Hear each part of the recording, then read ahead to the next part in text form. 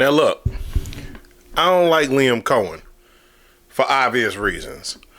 But even my heart warmed a little bit to see that woman give him praise after a good season.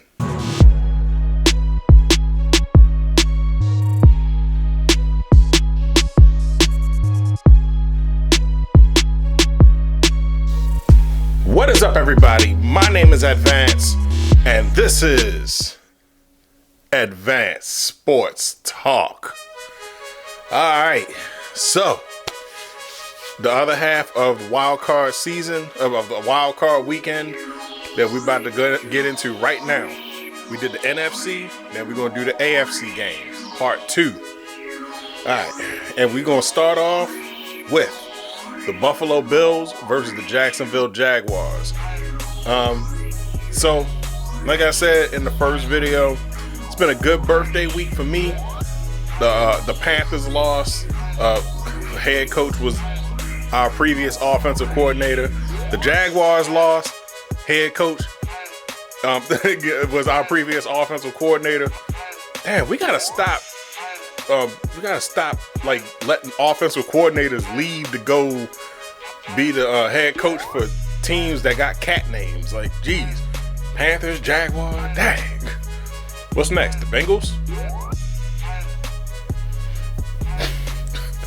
All right, no, but all jokes aside. So, the Buffalo Bills defeated the Jacksonville Jaguars 27-24. Let's see. Stat breakdown was Josh Allen, 28 for 35, 273 yards passing, 1 touchdown.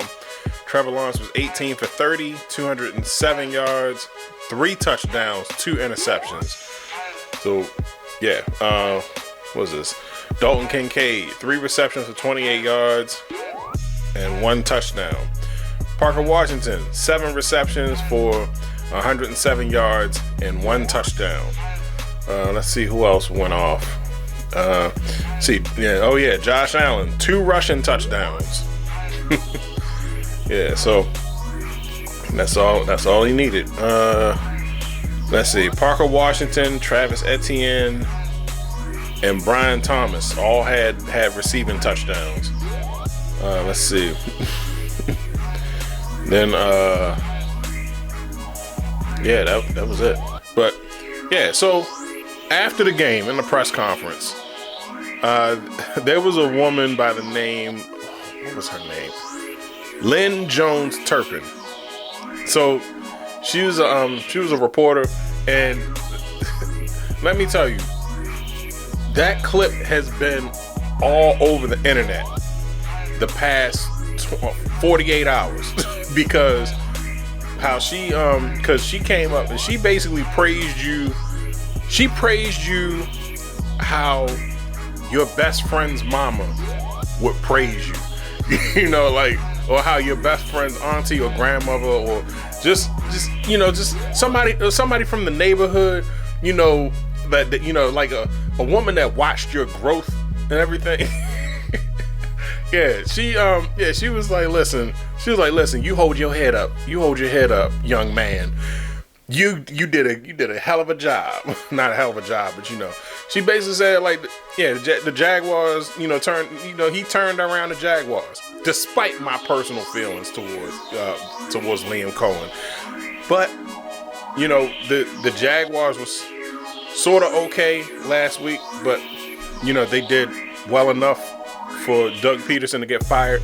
But yeah, nevertheless, you know, to turn them around and make them a playoff team, you know, he did pretty well.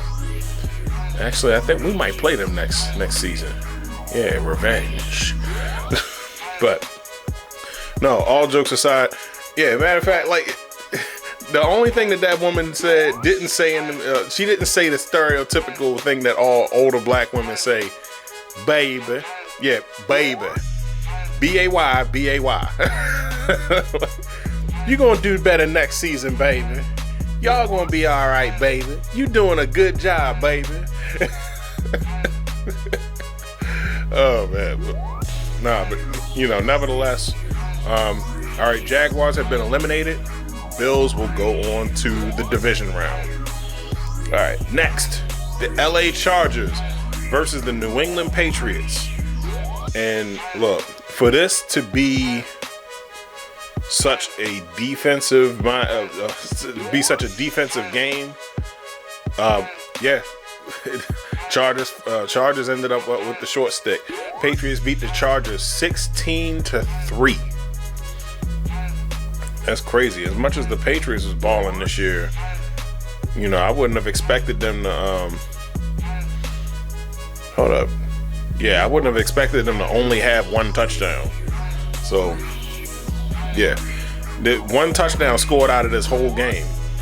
So, yeah, nevertheless, yeah, they oh yeah, we gotta do the stat breakdown. Justin Herbert, 19 for 31, 159 yards passing, no touchdowns, no interceptions. Drake May, 17 for 29, 268, one touchdown, one interception. Hold up. Not a single person got 100 on the Chargers except, hold on, Darius Davis. I'm about to say Demario Davis. No. Yeah, he had four kick returns for 100 yards total. That's crazy. Let's see. Drake May has 66 rushing yards. Who do you think you are, Lamar? Man, Ramondre Stevenson had 3 receptions for 75 yards, but that's ass backwards. Kiki Booty, 4 receptions for 66 yards. Hunter Henry, 3 receptions for 64 yards and 1 touchdown. I just went over that, but yeah. So yeah, so that's that. Patriots move on to the division round, and the Chargers have been eliminated. Also, as a fallout from this, the Chargers have fired offensive coordinator Greg Roman. So, yeah, that's somebody else on their radar, and that's another coaching vacancy that's open. Next, Monday Night Football. We got the Houston Texans versus the Pittsburgh Steelers. And the Texans came out triumphant, 30-6. And man, let's see. Yeah, the Steelers just couldn't get nothing going. It's crazy. It looked like it would have been hopeful coming into halftime because, you know, going into halftime it was 7-6. Steelers managed to, you know, score 2 field goals, but they definitely held the Texans to only 1. Then the fourth quarter came, and man, look, yeah, that's when everything just started going wrong for the Steelers. All right, fumble recovery for a touchdown, rushing touchdown, pick 6. Yeah. So yeah, they ended up scoring 23. The Texans ended up scoring 23 points in the fourth quarter, and yeah, there was no coming back from that. So Steelers ended up getting eliminated, and the Texans then move on to the division round.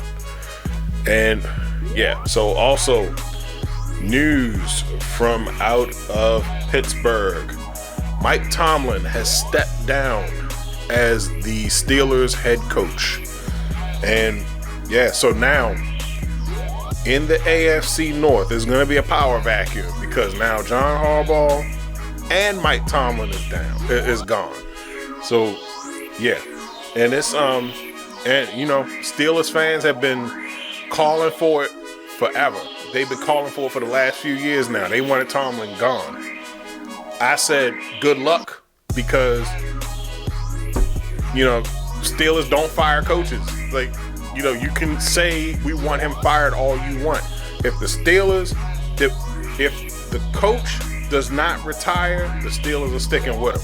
And you know what? And that's one of the things that is lost in this league nowadays is the fact that organizations don't stick with a coach. You gotta even with me with the Bucks.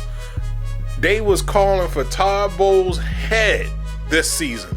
They said we need to fire Bowles, and I'm like, no, we don't. See, the thing is, like, you can't just get mad and fire a coach every 2 years.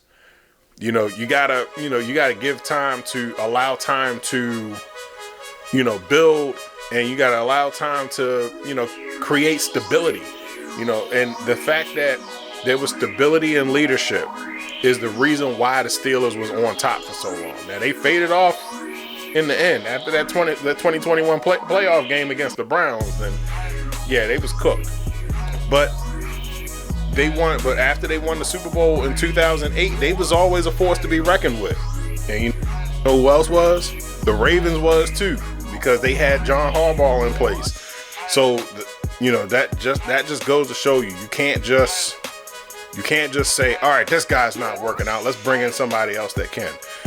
So yeah, because then you risk bringing in a guy that fucks it up, that fucks the whole team up, and then what? Then you got to fire that guy and bring somebody else in and start it all over again. So yeah,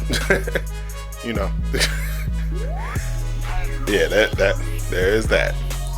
And yeah, so all right, so let's go into our divisional matchups, standings, playoffs. All right, so our AFC division games, we have the New England Patriots at seed 2 versus the Houston Texans at seed 5, and then we got the Denver Broncos at seed 1 going against the Buffalo Bills at seed 6. So we're gonna see what happens with this. But nevertheless, we are going to have a hoot.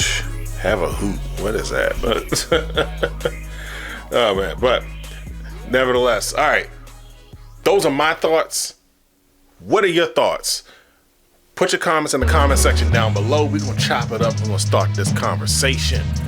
My name is Advance. Don't forget to like, share, subscribe on everything.